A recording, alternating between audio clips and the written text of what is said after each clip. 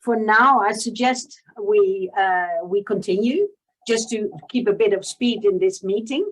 And we continue now with, Kea Tijdens, you just heard Kea already. Kea is from University of Amsterdam and from Wage Indicator, and she's a bit of the brain behind the CBA database. So it's Kea and it's Jakub Kostani. Jakub is from Eurofound.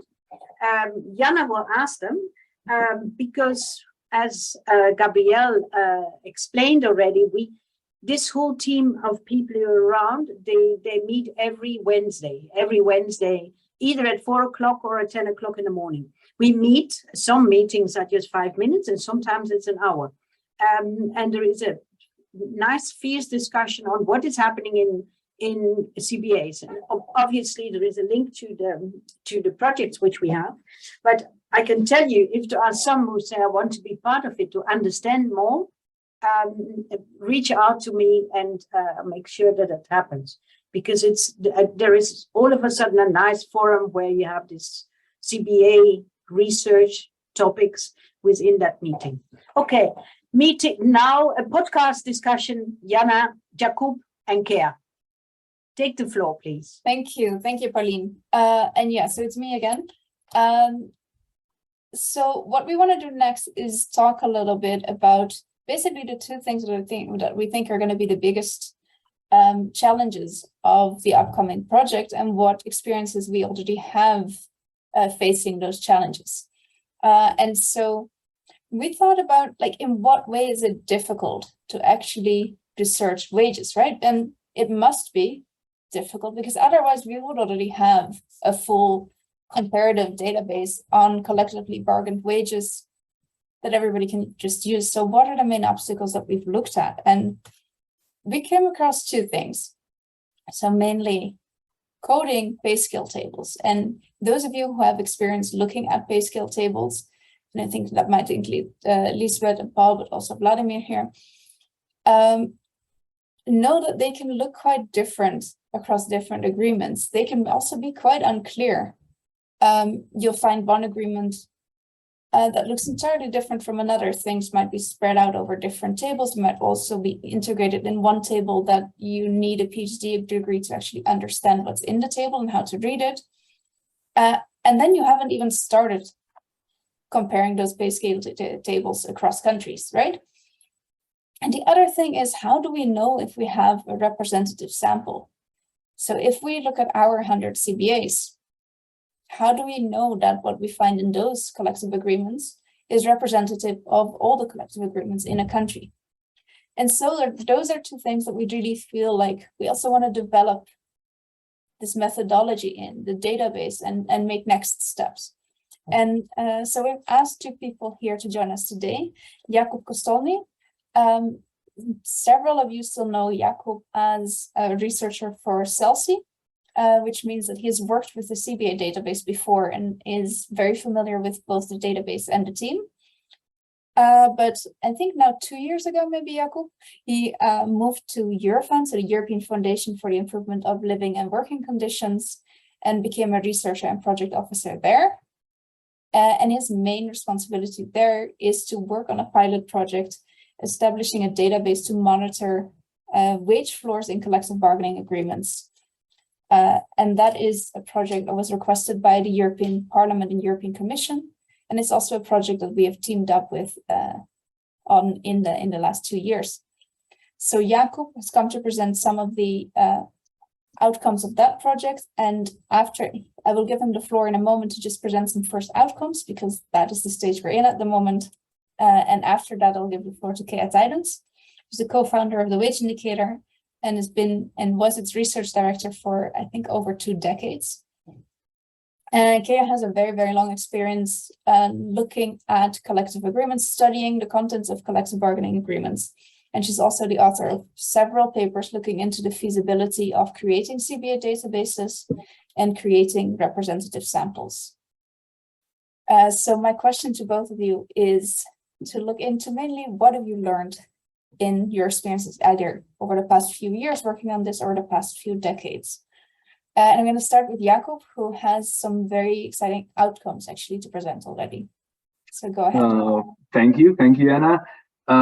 For me, it's a few years working on this, and maybe just to answer your question very simply, there can be a lot of theoretical implications and suggestions what you try to do, but in the end, you find out you have to be pragmatic with the way you do it. And this is something that we have learned in our project. So as Jana said, and I see quite a few friendly faces who cooperated with us on the side of the registers, wage indicator and the CELSI teams on working on the concept, and then our network of correspondents of Eurofound. So we are working on a project which focuses, the focus is a little bit different to the project that you're now starting, but I'm really happy that there are more and more projects emerging in this field. So we are simply focusing on the low wage or low paid sectors and jobs. So this is our ultimate focus. And maybe I would start and show a couple of slides with the type of data and the results that we have received, because we have just now finalized the mini pilot stage, so-called, where we studied 8 countries. And currently we are working to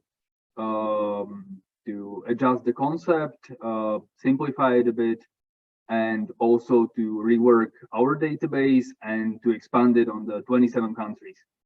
So our approach, maybe one of the takeaways as well, is that our focus is on the time series. Here I will show one nice time series. It's a very nice example from Austria in the manufacturing sector. And our focus is not on the collective agreement, but rather the time series. So all the renewals of a collective agreement that are here, that you can see here in this chart. There are 5 or 6 series, and it's a relatively nice story because in Austria by 2020, social partners have agreed that wages have to converge towards 1,500 euros. And we can see this convergence here. So this is a really nice example. And of course, it's not so nice in all the cases.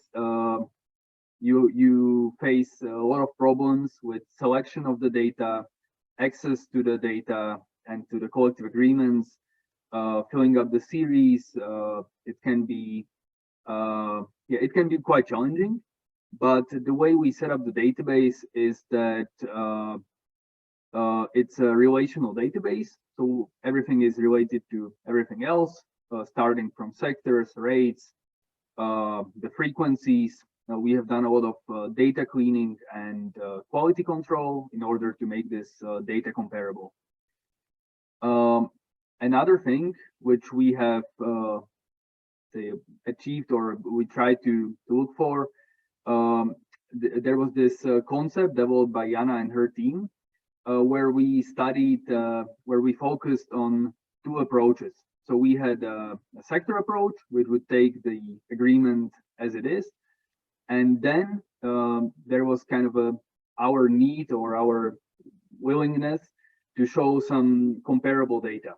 So we tried to test an approach, which would be, we called it the jobs approach, which is a combination of a ISCO and an ACE. And it's very similar to actually what Eurofound has been doing for a few years in the minimum wages report, where we have 10 jobs in the countries without the statutory minimum wage. So we have 6 countries, including Norway. And we try to do the time series and to see how the wages evolve. And here in this one, actually, we can see the builders in construction in Austria. So these are the minimum wages that we have recorded for this job. So, and of course, since I said it's all relational, we can select different countries, different jobs, different types of rates, but I don't want to go into too much detail. So this is really, these first two slides, this was our aim of the project, and this is something that we are working on and currently adjusting. Maybe I'll skip this and maybe just show just one more example, which is quite interesting. In Slovakia, for instance, we have found that we actually matched the data with we have a database of the statutory minimum wage, which is in the blue line, and the red line shows the lowest rate found in a collective agreement. This is electrotechnical engineering, and we can actually take a look at different series we have coded for Slovakia, and quite often we have found that the lowest rate agreed in collective agreement was lower than the statutory one. And a similar case happened in Bulgaria. And of course, in such a case, the statutory minimum wage applies. But it's one of the obstacles and things we need to solve and address for the expansion of the database. And maybe just the last one, just to show here. Sorry, this is Spain. We have also tried to go into a lot of detail with our data, and I can then show or talk about a couple of examples, but we have really tried to grasp who gets the minimum wage. So we try to code the ISCO of the specific rate, who does it refer to. We try to code the basic rate that the employee gets, but also we asked our correspondents to write down the annual wage, which includes all the extras. So they would do the calculation. And for instance, in this graph, we can see the basic wage plus the annual wage. So oftentimes these are 13th and 14th payments. Sometimes it's amounts, sometimes it's percentages, but this is the type of data that we receive from this database. And yeah, I'm looking forward to the expansion of this and for further work on this one. Maybe that's where I'll stop. Thank you, Jakub. So can I summarize that the biggest lesson you've learned is less is more? Simplify? I would say so. And actually, maybe to put it in a more structured way, we had kind of 5 steps which led to this data.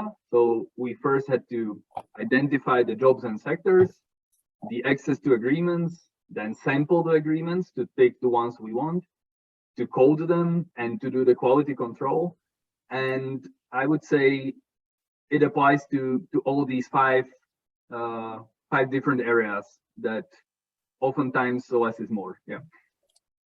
Thank you. Kea, you've been involved in this project, but also in several other coding attempts and sampling attempts. Can you tell a little bit or share a little bit of your insights and the lessons you've learned? Sure. Thank you, Jana. And thank you for organizing this event. What I've learned from collective agreements is that there's a large variation across agreements when it comes to wages. So we find collective agreements with very detailed pay scales. We find also collective agreements with only a percentage wage increase comparing the last year with the previous, with the current year. We find collective agreements that have no clauses on wages, only making a reference to the national minimum wage. Or we find collective agreements that just have a reference to the wages paid in the company, but not mentioning them. So those are sectoral agreements where the pay negotiations are fully allocated to the companies, and the companies are not part of the collective bargaining. So that is the variation that we find across all the CBAs that we currently have in the database. So that is really a challenge, and I hope that that can be solved, or that we can get into greater detail in this BARWAGE project. Then when it comes to representative samples, basically there are 2 concepts of representativeness. The first one is, are the collected and coded agreements in the database representative for all collective agreements in a given country. So if, for example, for the Netherlands, we have now coded 100 CBAs. Are they representative for the 800 agreements that exist in the Netherlands? Or should we focus more on sector-specific variation within the agreement? So that is one challenge that we need to cover, that we need to address in the BARWAGE project. And the second one is, to what extent is it representative for the whole labor force? So how many people, how many workers in the labor force are covered by a collective agreement with a certain pay scale? So that is even more difficult, because what we know from the collective agreements, from their names, is mostly in which sector of industry they are in, but we hardly know how many people are covered. That is a problem. We also do not know the overlap. So some sectoral agreements may say, hey, we cover 100,000 workers, but then we also count company level agreements within that sector agreement that say, hey, we cover 10,000 people, 10,000 workers. So that is also a problem that needs to be addressed.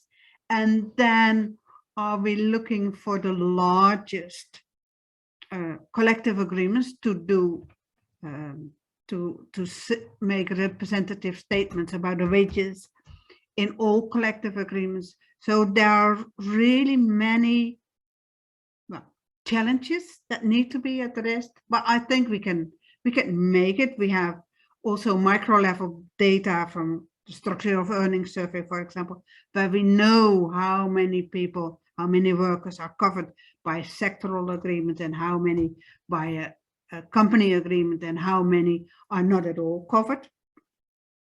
So that really challenges this project, but I have very good hopes that we can come to reasonable results with this project. Thank you, Jan. Thanks, Kea. And I'm wondering, when I listen to both of you in terms of like the national variation in both the availability of metadata being able to sample, but also the wages that we see. I think my main question here is, should we work towards one methodology, or should we adapt to each country and see what we can do per country? And I want to ask Kea and Jacob that both, but I also know that there are a couple of people here in our virtual room who've actually been involved in the Eurofound project, encoding those data. And that includes, I think, Vladimir and Maya from Bulgaria and Boschwab from Austria. And I was wondering if any of you have been directly involved in encoding or setting this up or providing the data on the collective bargaining agreements, what your experience has been and what you've learned from that first exercise with Eurofound.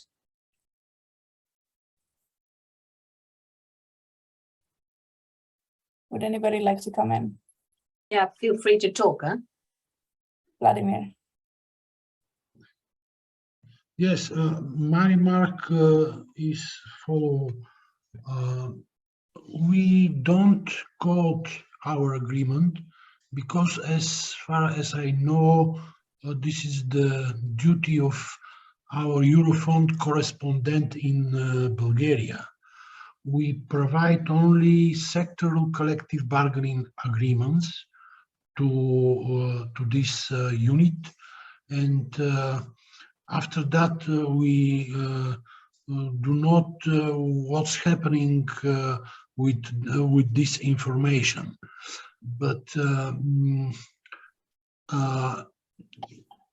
because just yesterday we published an annual report of collective bargaining agreement in Bulgaria, which is more than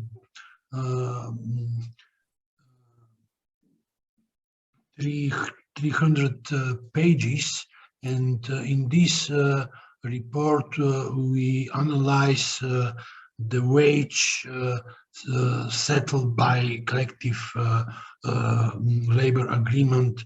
I mean the level of minimum wage. And my question to all of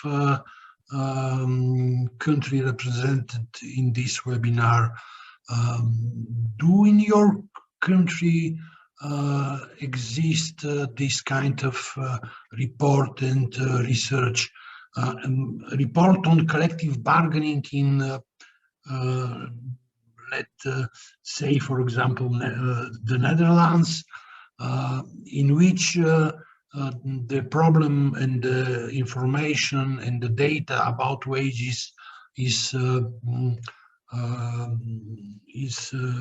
shown, because in those kind of report, I know the report for in Germany on collective bargaining, in maybe in other countries, because in those kind of documents we may find the data about wages in collective bargaining agreements summarized, and some founding maybe exist in it.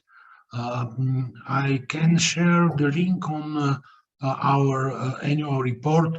Unfortunately, it is only in Bulgarian, but the graphs are both English and Bulgarian version.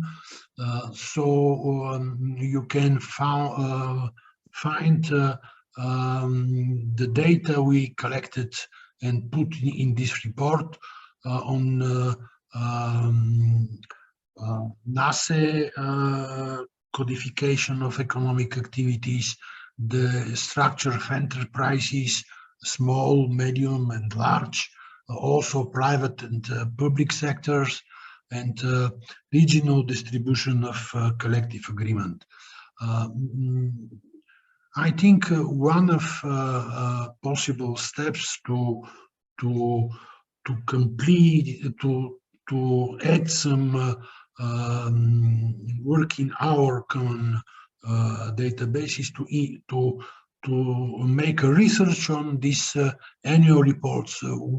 What is in it, and maybe the information may be useful for our work. Thank you.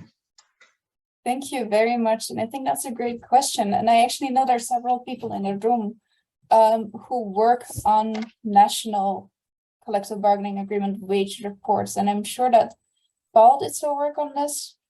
I don't know if Lisbeth is still here, but I know the Dutch Ministry of Social Affairs also publishes these reports. Matthijs, I think at AVVN, you also work on this, and I'm looking at Salvo and Nicolo. I think you also published reports on collectively bargained wages in Italy, right? Yeah. But one of you, yeah, Nicolo, would you like to share something? And then maybe one of the others would like to come in as well. Yeah, thank you very much. I am Nicolo Giangrande from the Vittorio Foundation. Can you hear me? Yes. Okay, perfect. I would like to share with you that we already work for the Italian case, and we found 1,000 of collective bargaining agreements, which only 1/4 are signed by the main Italian trade unions, such as CGIL, CISL, and WIL. When we analyze in a seminal research the collective bargaining agreement in the private sector without agriculture and domestic assistant workers, we found more than 400 collective bargaining agreements at the national level with official data that cover almost 13 millions of workers. When we checked the social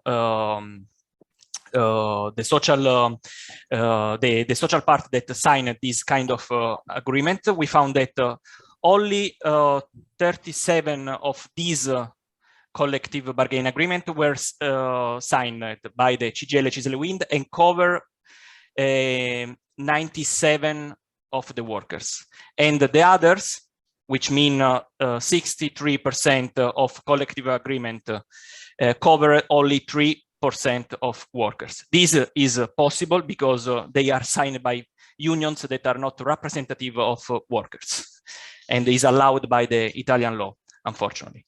Then I have three main macro questions. Is one about the minimum wage, because adequate minimum wage in countries that have the statutory minimum wage is okay to calculate. But in countries in which there are not, there are no statutory minimum wage, is not easy because of the lack of definition of minimum wage. Indeed, I would like to explain that in Italy, if we watch to the collective bargaining agreements, we can see that pay scale is just one of the elements that can create the overall wage. The other are, for example, the extra month wage, severance pay, and other lots of elements.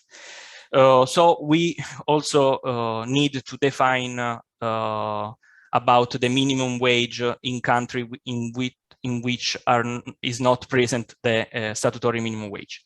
The other question is about the collective bargaining agreement in order to understand in which kind of collective bargaining agreement we need to investigate.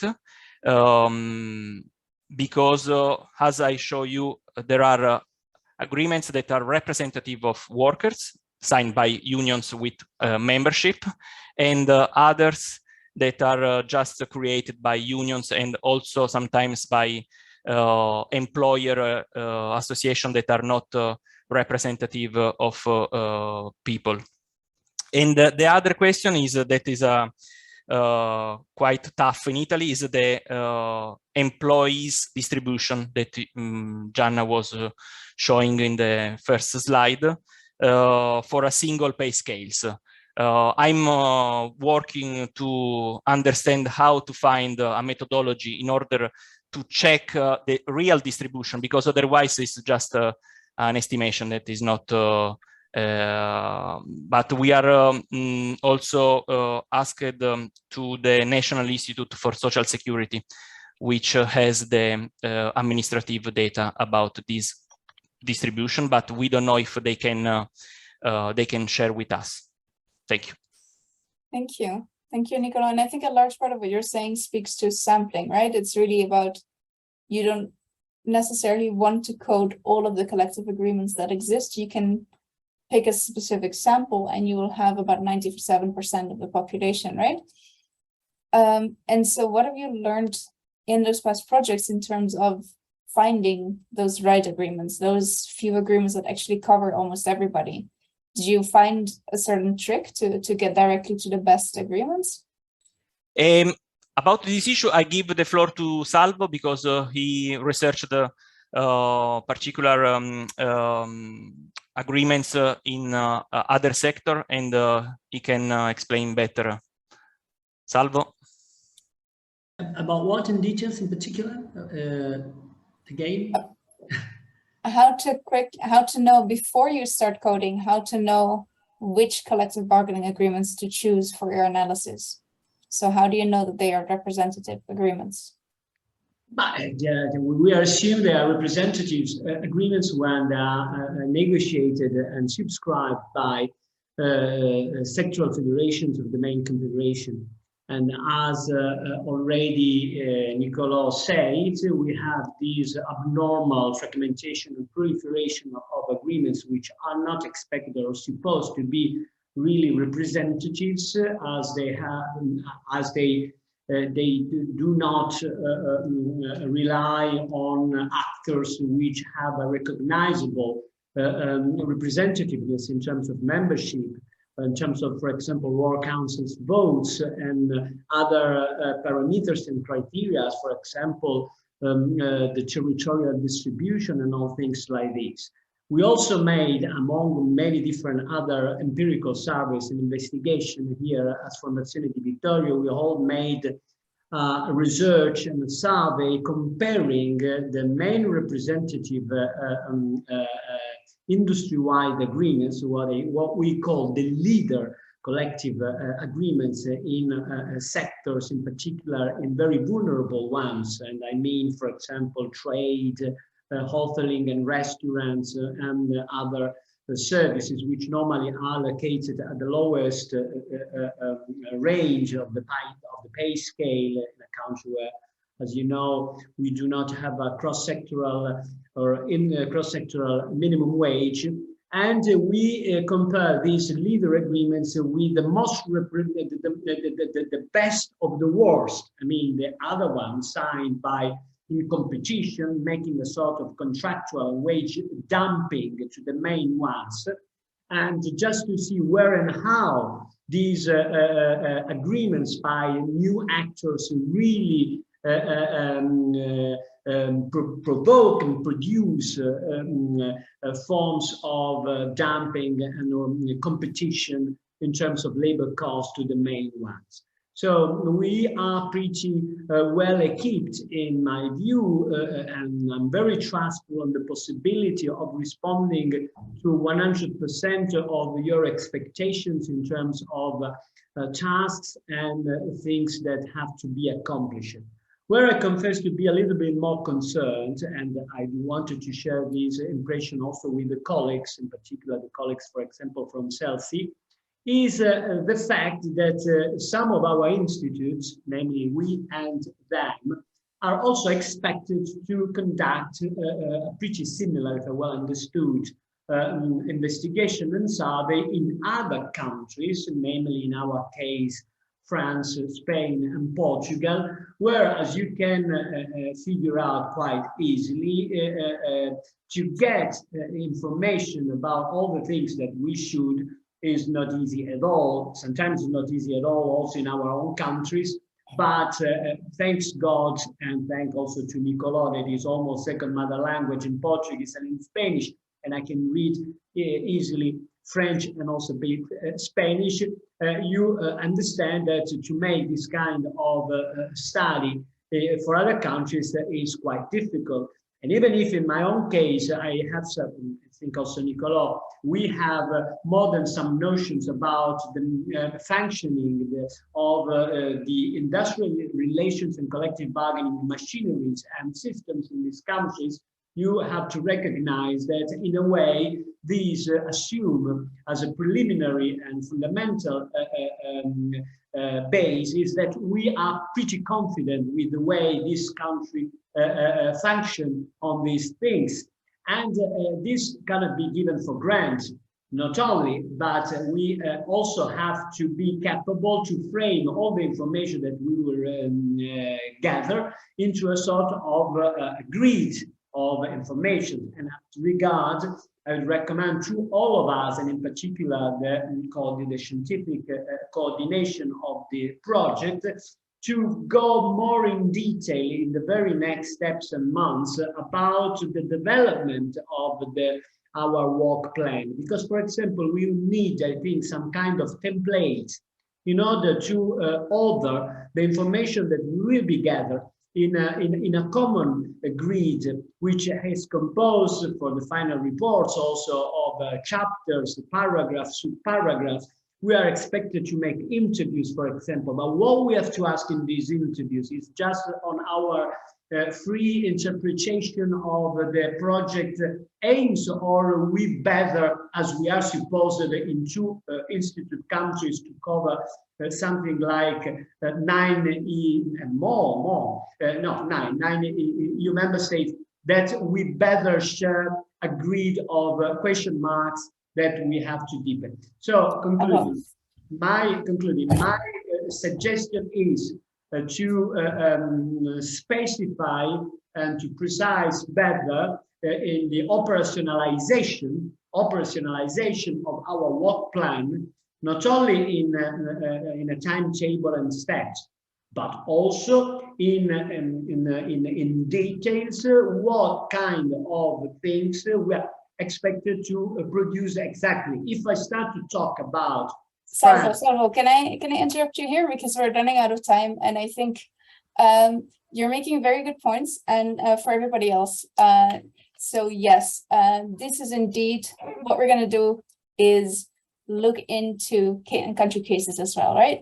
So looking at our own countries, but also looking at where our wages decided in cases that they are not in the collective bargaining agreement. So this is a part of the project that is going to start about 1 year from now. And it's absolutely something that towards that 1 year, we are going to go very much into detail in terms of the methodology of those case studies. And what I take from you at this moment is really the challenges of looking cross-country, right, to doing comparative research in these ways. And I think I would like to bring that back once more to Jakob and Kea as the closing remarks also of this part of the panel. So really here 2 questions. If we look at studying these issues across countries, should we work towards one methodology that fits all countries, or should we rather start working on one methodology per country? Right, so separate methodologies, and what is the role of national expertise? So how essential is it to work with national experts? Maybe I can start. You want to start again? Thank you. Yeah, maybe on the point of the methodology, I think our approach, of course, as an EU institution, is to come up with a harmonized methodology to the largest extent possible. And of course, our aim with the project and our objective was to come up with a methodology that would be used across countries and that would be comparable. This is why Jana and her team came up with the concept of the jobs, because that's a unit of observation where a cleaner is similar across the cleaner in a sector is the same across the countries. Of course, there is the question is political in the Nordic countries, for instance, and of course it's very hard to harmonize, and of course there are different bargaining realities. Maybe just an example from Italy that we faced was that the NACE sectors, we had the CNEL database available and we had extracts from them. Is that the NACE sectors didn't match fully the NACE sectors, the official ones. So there is always a lot of work with the matching and working with the data. In Spain, for instance, there's another example. We had a full database or the full register data with all the NACE sectors, and for instance, even the ISCO and the occupations were available there. But again, we faced another issue that there were a lot of ultra-active agreements or agreements without the end date. There was an overall issue in our project, and that is something that we need to solve. Another one is we had agreements without the wage. Should we involve them into the sample, yes or no? The coverage data, as Jana mentioned, that's an issue because you're of course trying to maximize the coverage, but this data is hardly available in all the countries. And maybe just the last issue that we had was that the NACE sectors. So our aim was to look at the low wage sectors to estimate based on the quantitative available data what are low wage sectors. But what happened to us, for instance, was that agreement would be both in manufacturing, but also wholesale and retail. So where do you put it? Is it the one or the other? So that's then a question of what is your sector of interest and why did you put it into the sample? But I think, to come back to your question, I think it's meaningful to come up with some kind of unified methodology, or at least to try.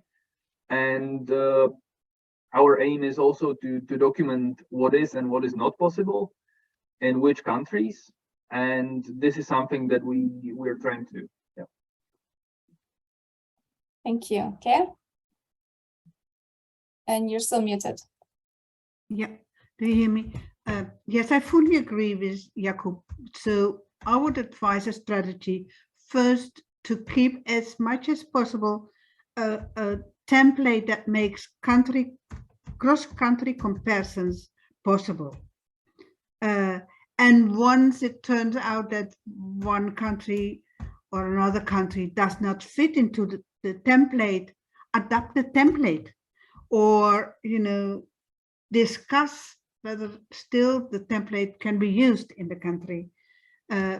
As long when you go to the road as acknowledging that each country has a very different collective bargaining system, then you end up with uncomparable data. So my advice is very much in line with Jakob's. Thank you.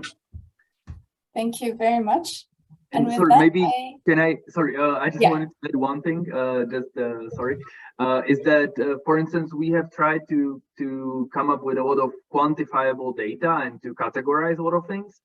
But one of our takeaways is maybe that we are now aiming towards getting more qualitative data in it. So when I showed the time series, now our idea is that we would involve kind of a textual description of the time series, and that gives us more space to adjust and to really reflect on the country specificities. Yeah, sorry. thank you. So to help interpret the figures, basically. Yeah.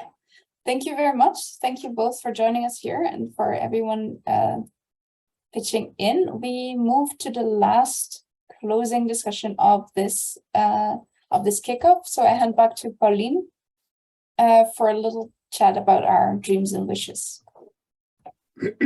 Thanks, Jana, and thanks everybody in the room. A very small issue I just tucked into the chat box, a tiny survey. As you know, in these EU projects, it's always good to understand what people think about such a meeting. So it's a feedback survey with 2 questions, so you can complete it in 1 sec, even while we have the last bit of this this small webinar to kick off the BARWAGE project. Then so far, basically what I would like to know, for instance, from Matthijs. Matthijs is still there, I assume. So from the Dutch partner AWVN, so that's the employer side, why do you join such a project? What do you expect from it? Do I see Matthijs still? He left. Matthijs? This is how it goes.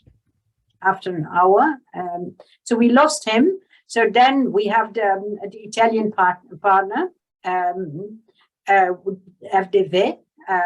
Why do you join such a? What are your expectations? Why do you join such a project? And I have the question basically for Marta from Celsius as well. What are your expectations? So Salvo or Nicola, if you like, please explain. Collective bargaining is one of our vocational and existential issue in our daily and current activity. We are a trade union related institute. Mm-hmm. And as you can figure out, this is our core business, as core business is for a trade union in itself. Especially if I can stress this point, in a country as Italy, where the whole industrial relation system is as likely no others at the moment in Europe, maybe with possible similarities just in the Nordic countries, in the Nordic region, where all the system is based on the voluntarism, abstention of law, and collective autonomy. So if collective bargaining is a key topic for unions everywhere in the world. Obvious, but that's not yet the full answer on why then. So wherever we have the possibility to deepen such research and investigation, especially at the comparative levels with very highly qualified partners, it goes without saying that we are very proud and pleased to be involved, also because this gives us the possibility to make some further step in order to better know the things, also with feedback on our own country and national situation. So we are really looking forward, and also to learn from the colleagues who have already indeed going very further on this methodology that somehow is also for us rather new, again, not completely new, of course, but in a way to adequate our way of working also to demands is also a methodology which we can further develop also at the domestic level, learning from you and from your experience. And I wanted to say, thanks. Yeah, that is, then you refer especially to the sampling tactics. Yeah, I've already been working with some of you in other previous projects, and some of the colleagues here in webinar, they know. So whenever we have the possibility of exchanging our experiences with European colleagues, for us is always a very welcome opportunity and possibility. And so also this time we are very looking forward. Cool. And Celsi, Marta, what do you expect? Of course, we talk with each other each time, but it's good to say, well, this is what for BARWAGE, this is what I expect. This hopefully comes out. What do you think? Thank you. Thank you. Good afternoon, everyone. On behalf of the CELSI team, a few colleagues are here with me also. And let me bridge the discussion on this very analytical, methodological approaches to the CBA coding and the collection of data and all challenges related back to some broader, even political questions. And here I think the project makes a very important contribution because, as we know, the EU directive on minimum wages is coming, and it sets some benchmarks for bargaining coverage, which are currently very hard to meet in some of the member states. And the analysis of where wages come from, where wages are being decided, and what role collective agreements play here is extremely important, also from this perspective of meeting the expectations of this minimum wage directive and the raising of collective bargaining coverage. So I believe that the BARWAGE team can make a contribution here in understanding what do collective agreements stipulate, whether they are the useful mechanism to stipulate wages, and how the bargaining coverage can be increased across especially those member states where it's currently very low. So looking forward to working with all of you. Thanks.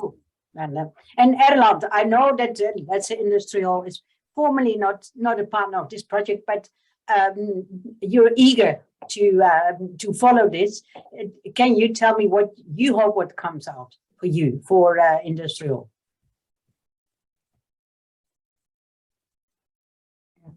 We can't hear you. You're still muted.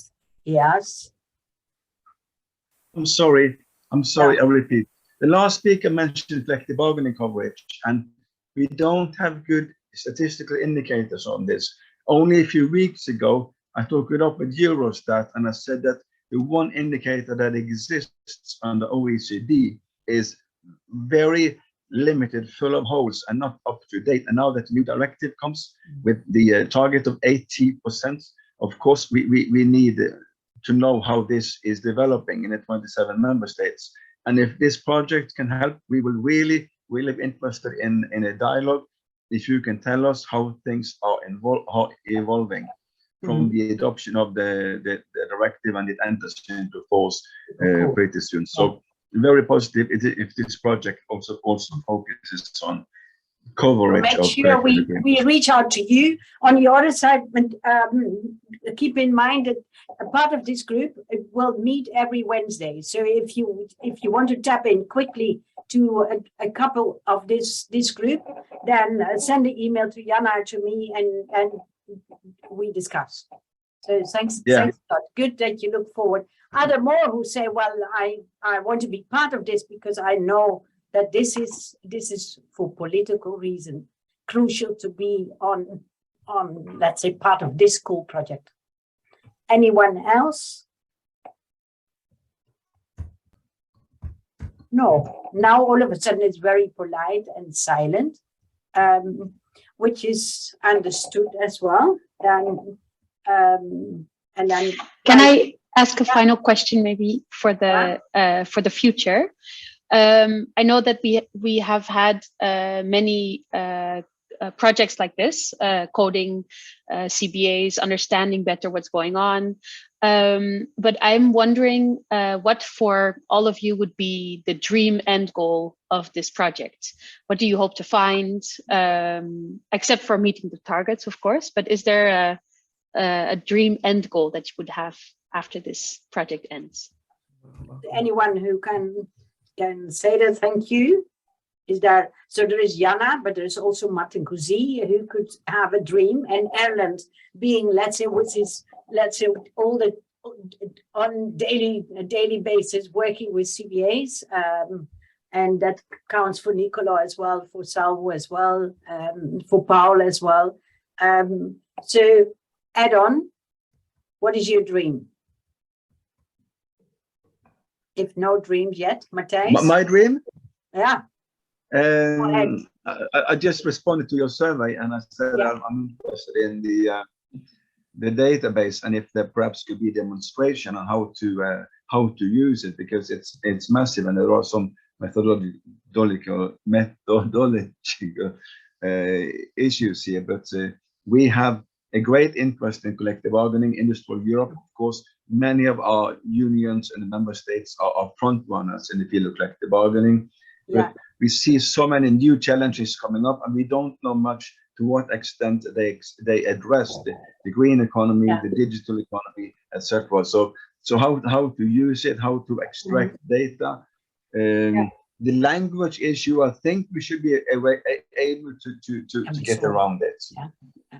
So Erland, I think it's so, well, take that up, so reach out to you after this meeting, set up a tiny small webinar with some people from your side, some people from the COBRA side, and maybe Jana, to discuss together what the COBRA system, let's say the collective agreement database system, can do, and how how we can make it better, including for industrial. Yes, I think that is most logic. And thank you. We are interested. Let's say tiny webinar is something, it is almost the same as a small meeting online, but we will pick it up. Are there more dreamers in this group? More people who would say, I would like to add something. I see Matthijs Rodeburg, AWVN as well. So if you want to join in, please join in. Others who want to, I see Paul Schwab from Austria. Maybe Paul, you still want to say how happy you are to meet us again. If not, if you all do something else, which is always possible at Friday afternoon, to step by step to stop. It's clear, Jana, that what you're going to do, well, of course, it's a challenge, but it's also pretty cool. It's new, and it's at the right moment. And it's a political at the right moment, I would say. So thanks a lot. This is formally let's say the kickoff meeting, and such a social dialogue project has a formal kickoff meeting. Obviously, we come back to you in newsletters. If you didn't sign up to the newsletter yet, please do. We have, let's say, at Wage Indicator, the newsletter, and somebody maybe can add that in the chat box still another time, so that you can subscribe. So then you can follow it a bit. Of course, in a year's time, we come back. And all of you, you know where we are. You can find us back. Keep on talking, because this is, let's say, a hotspot on wages in collective agreements. It doesn't sound sexy, but it is in the end super sexy and super cool and not easy. I would say for now, I'm almost about to close this meeting. Don't forget to submit the small survey. Is there anyone who prefers to have the last word or the last wording, or maybe someone who said, well, I would like to add something extra to this meeting? If not, then we start closing the meeting. I think. Yeah. We are in time, by the way, because this was the intention.